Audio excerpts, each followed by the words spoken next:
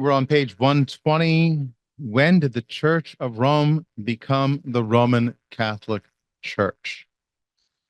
This is an issue. It is a major issue that is going to impact the next 1,000 years of church history, leading us into the Reformation and churches of today. This is going to impact all of Western civilization.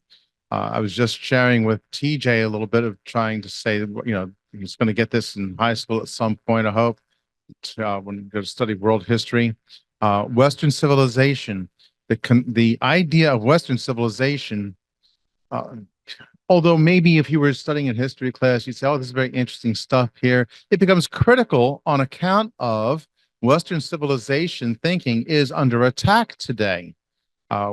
Because it's a way to, in an antichrist way, it's a way in a woke kind of a way, in a way of a communist kind of way to attack the West, and to try to overcome it, and to say, oh well, there's other things besides Western civilization. What about all the East and everything? And how about the contributions of the Eskimos and the Aborigines and Asian philosophy and African philosophy? And these are all important too.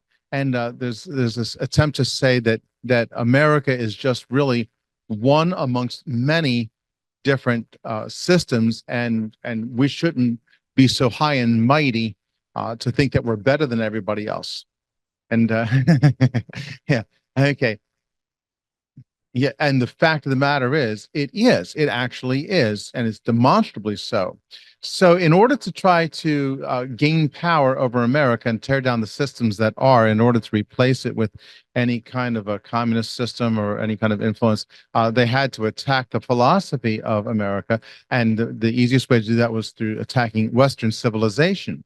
Now, why Western civilization is the way it is, we want to remember that when you go back to looking at the early church, as it developed, as it was the intellectual development of its age, it was especially more logic-based from its Greek influence, as opposed to a more artistic, aesthetic kind of approach that the East would take. Eastern, this should be sort of recalling stuff from before. Eastern thinking is more in tune with imagery and things like that. So for the East, it was more looking at how grand God is in nature. Many things would develop out of that, but the Western Church was more under the influence of Aristotle and Plato, for better or for worse. But you had more of a philosophical approach, a logic approach, which when you had the churches developing and the churches in power, you had that mindset that was guiding the Western thinking. So it did develop science differently and better than Eastern societies. African societies did not provide anything significant. Native American societies provided even less, okay, than that. And so really Western civilization, because of its Christian foundation and its intellectual tradition, it developed the way it has with our political freedom interests. So this is and this is largely going to be because of the organization and the power of the organization that was there in the West, is going to be influenced by now this next 1,000 years by the Catholic Church, which will in many ways sort of thwart that development. And I'll have remarks about that in just a moment or two. Yes, Miss Nora, to a microphone. The present geopolitical situation that is now occurring, like the immigration of people from the East. Yes.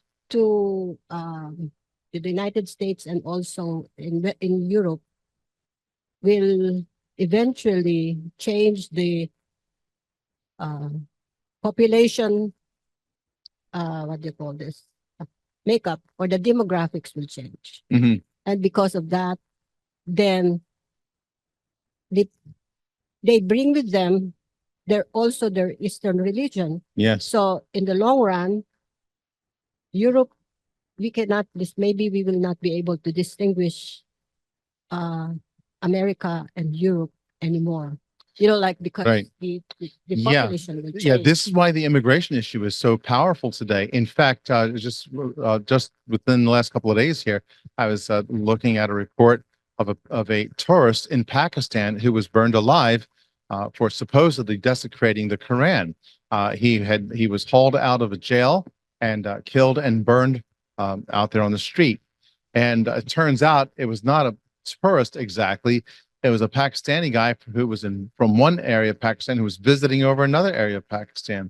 And you just take a look at all of that coming into the United States with it's not, this aspect of immigration is not a favorable thing. This is interesting why the European Union in its very recent election within the last month here, they were pushing way more towards conservatism and undoing the immigration problem in countries like Germany and France and Portugal and England, and I can't remember some others, but this is all part and parcel. So when you're looking at not just church theology, how it developed over time, you're also looking at world politics and the world situation, which is then even more important because that's what's going to lead into the tribulation. So we're looking here as we look at this thing, and we're looking at how these things ended up coming about to be the way they did. Brother Joe.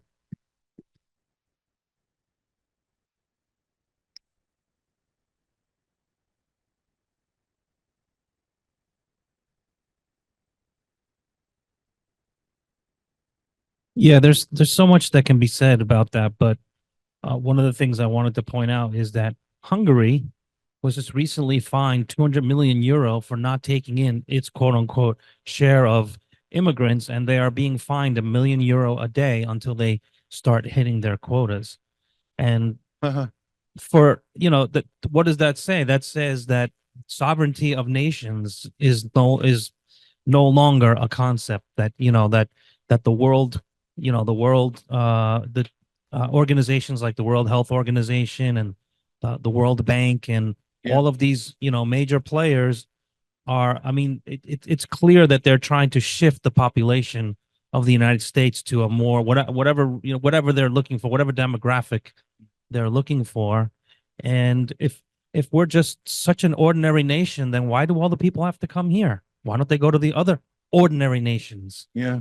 So I don't understand the people who think this country is so horrible. I mean, the people that complain the loudest enjoy they enjoy all the freedom that it supports and gives them, but including the freedom to complain. Yeah. I remember protesters screaming in front of policemen that they were fascists. And I'm sorry, but in a fascist country, you don't even get to call fascists fascists. Right. Yeah. I mean, you'd be in jail and you'd probably be dead before as an example for everybody else who wants to do the same. Yeah. And the pass my cover to Miss Nora, but just recently, Greg Laurie, who is a Black economist at Harvard, first Black tenured economist professor, was just noted. Similar name. Yeah, Greg Laurie, his name's just affirmed being a conservative and having left liberalism behind, specifically because of the wokeism. And what is one of the three factors that greatly influenced him was the sense of individual responsibility in a republic atmosphere where you have individual freedom, and instead of the government dictating everything, life being determined by the individuals. And this was just in the news just last few days, and he's written a new book on that.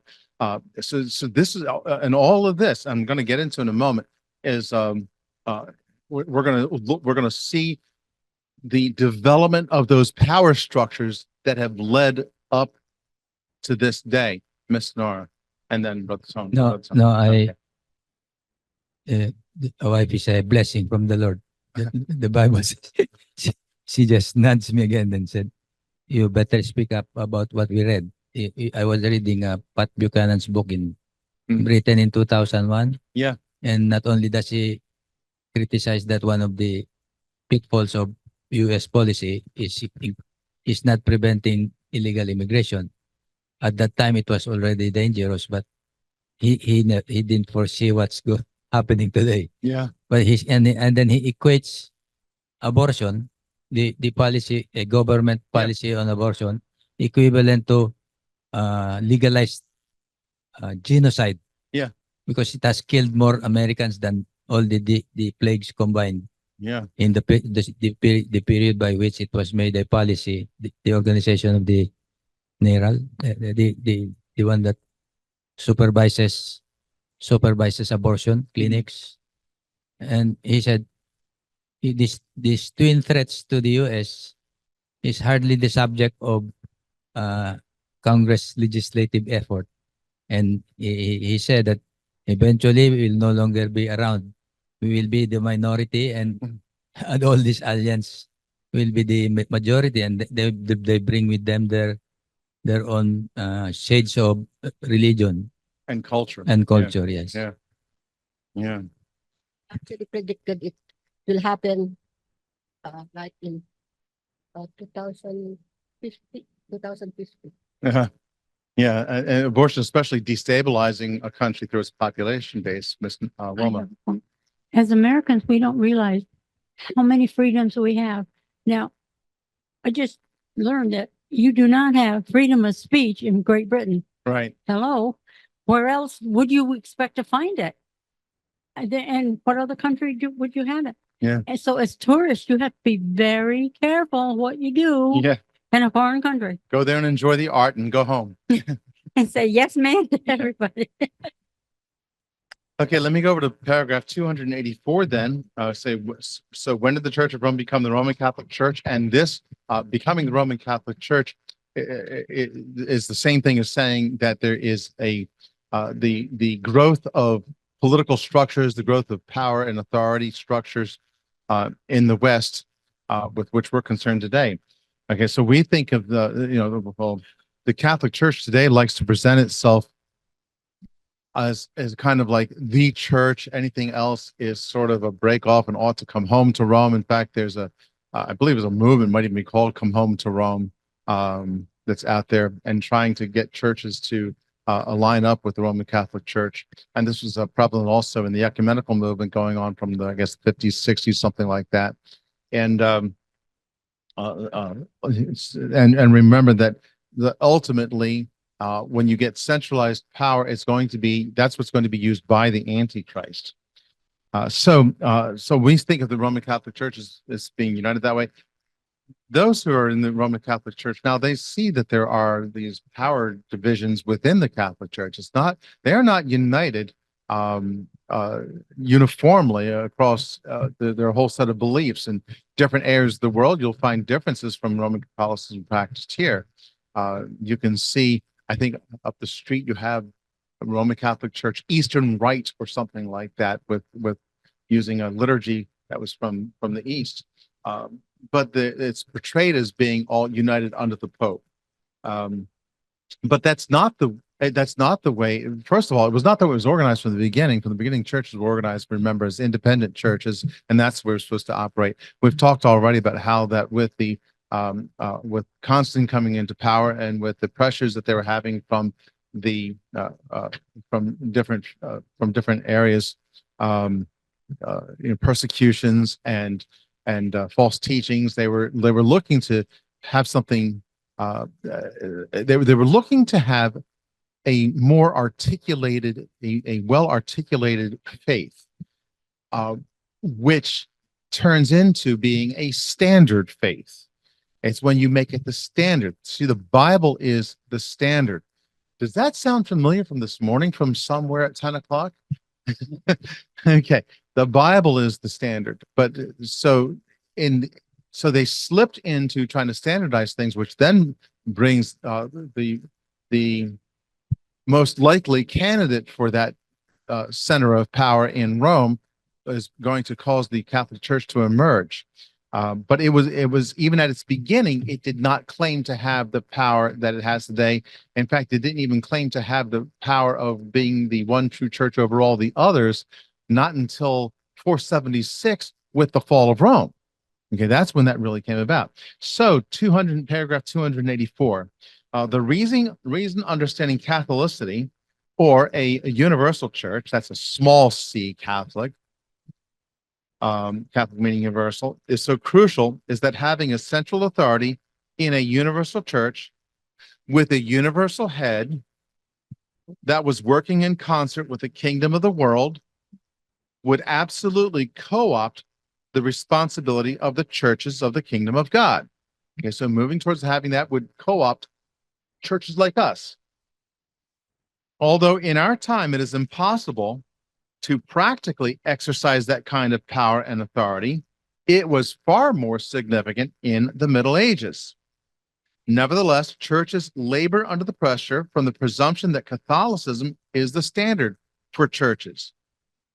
Instead, non-standard churches are the actual biblical standard, as each church attempts to model their church according to biblical principles.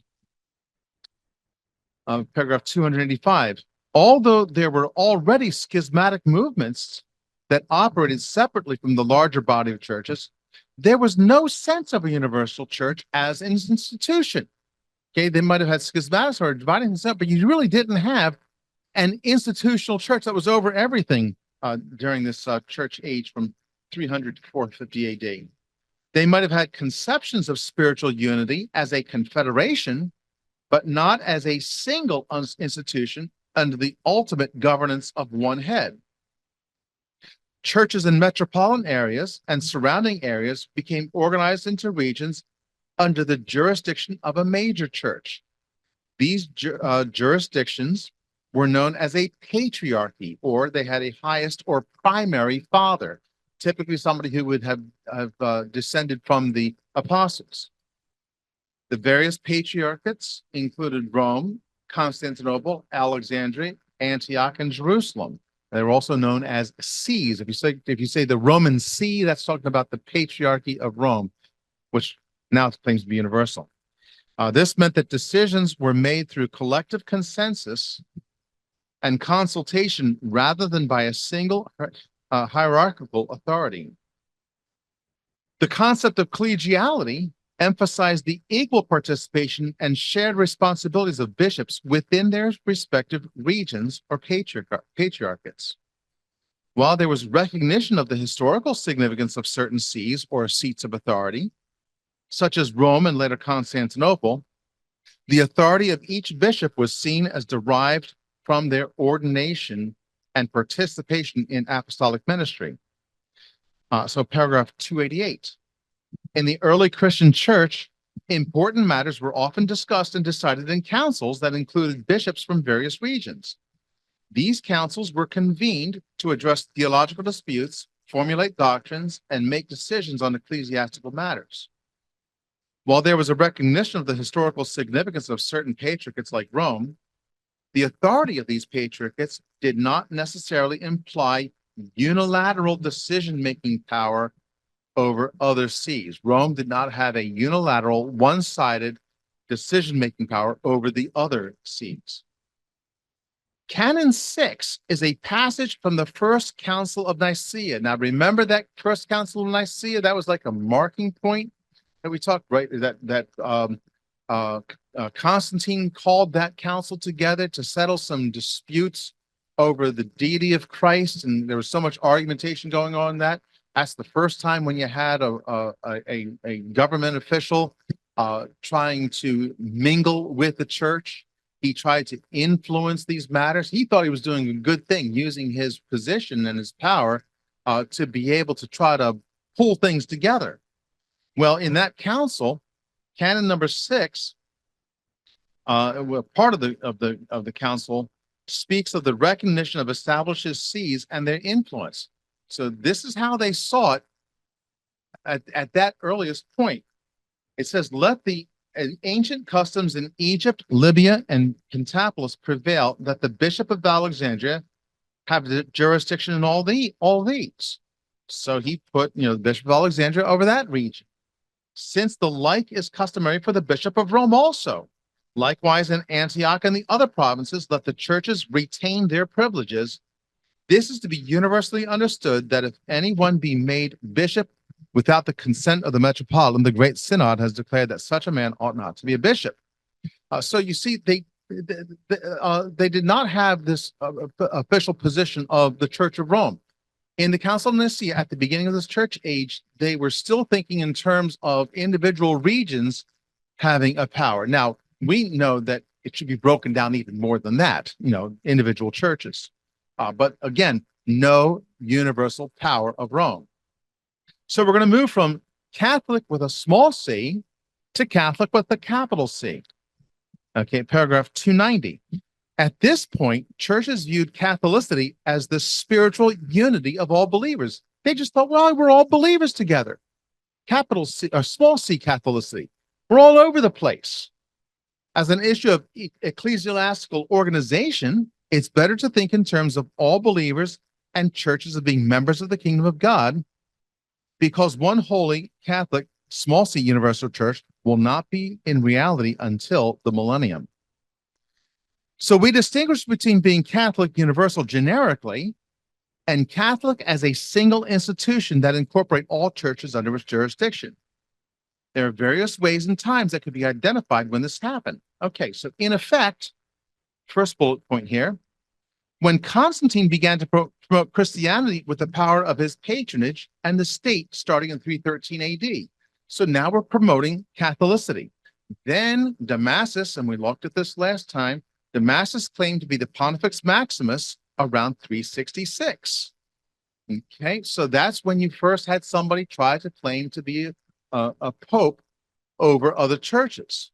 Okay, when Nicene Christianity was officially recognized as the state religion of the Roman Empire in 380 AD, we're talking 60 years later, this edict was issued by Emperor Theodosius I and his sons as co-emperors.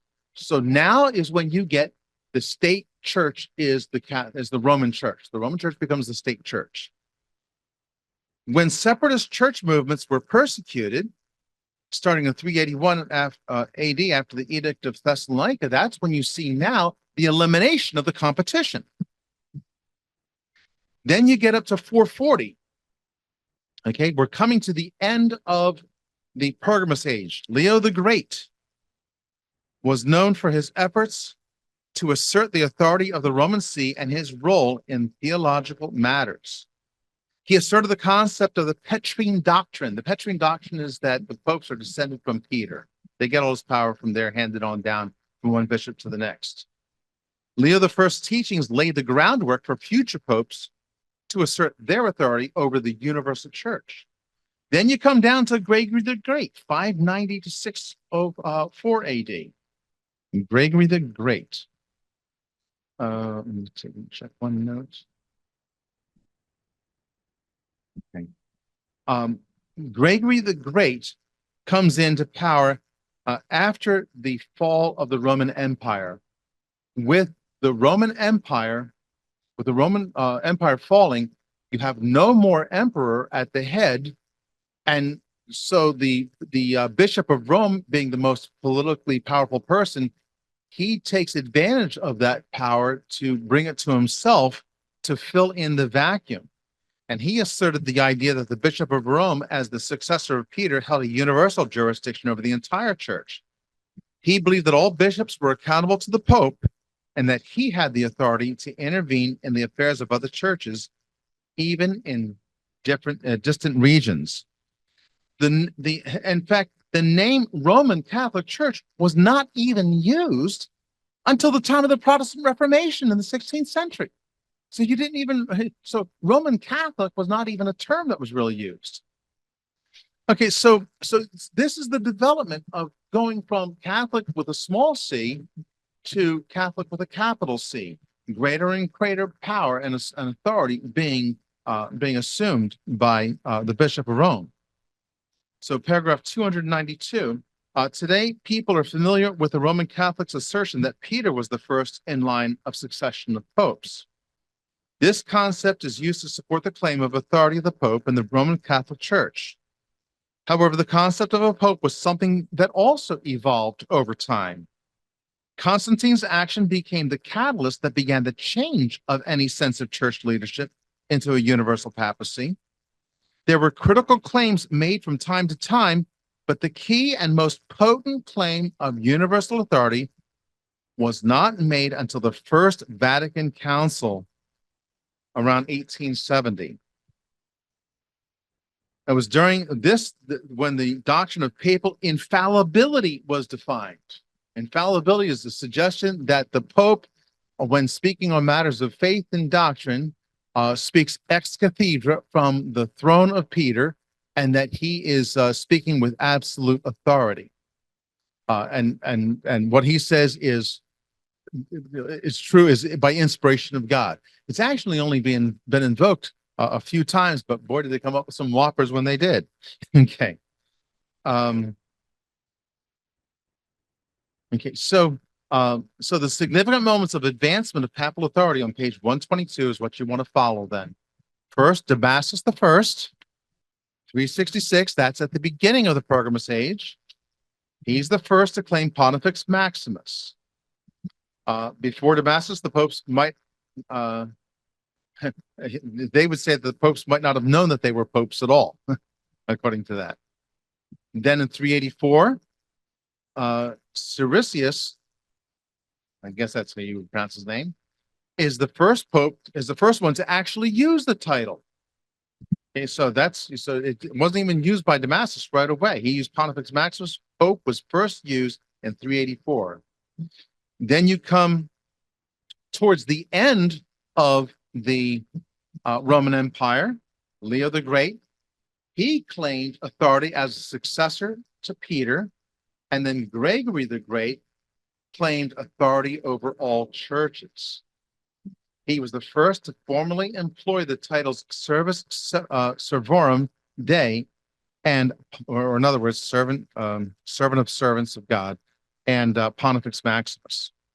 Now that was over all churches. There will be one more stage of development of authority when you get to the split between the East and the West, and that'll happen in around 1000 AD. That's when Gregory the Seventh is going to claim authority over all temporal power. Did you see the difference? Gregory the First is over all ecclesiastical power, over all spiritual power, and Gregory the Seventh claims over all governments as well. And they would base this, one of the things they would base this on was the idea that Peter, when he cut off the ear of Malchus, okay, before that, when Jesus, having his swords, they said, we got two swords. He says, that's enough. And so they say, oh, two swords, one sword to rule over the church, one sword to rule over the temporal powers, the governments. And so that's what they're going to use. Does anybody remember ever seeing a king crawling on his knees up to the Vatican to get forgiveness from the Pope? Does that sound familiar, Joe? Does that strike something? Okay, Henry IV in England didn't want to recognize the power of the Pope, so the Pope exercised excommunication on him and had an interdiction against him, so that nobody was allowed to work with him, and everybody was allowed to kill him if they saw him. And so Henry IV is a famous painting crawling up the mountain there to go get forgiveness to the Pope. Well, and to humiliate himself, and so the Pope said, yeah, okay. Yeah. My understanding is that Henry IV later attacked the Vatican and took the Pope captive. Okay, that one I didn't know until I started reading this. But it would not be until that split. Now, why I have this map on the screen is to reflect that. Okay, is to reflect East and West. Okay, so you'll notice, the two colors here, the mauve and the, what's that? purple. I need a fancier name than purple. Okay, because the other one's mauve. Or maybe that's mauve. I don't know. And plum. Yes, mauve and plum. Okay. Now, um, this area here is known as the Anatolian Peninsula, Anatolian Heights. This is the area of Galatia, the area of Asia Minor. Okay. I'm sorry. Today's Turkey. This is the Bosporus Strait. Okay. Beautiful area here. This is where Constantine came into Byzantium and changed its name to Constantinople. When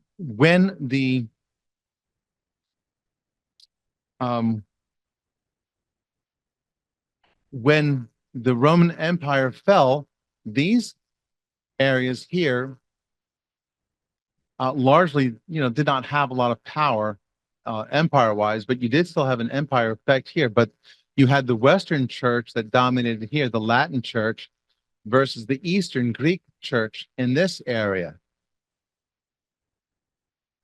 Okay.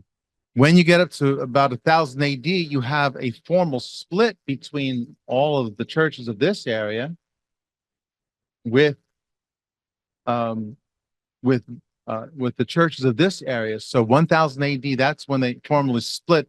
And that's because the Pope tries to claim power over everybody. And the Eastern churches say, no way. So that's why we have this map up here for us right now.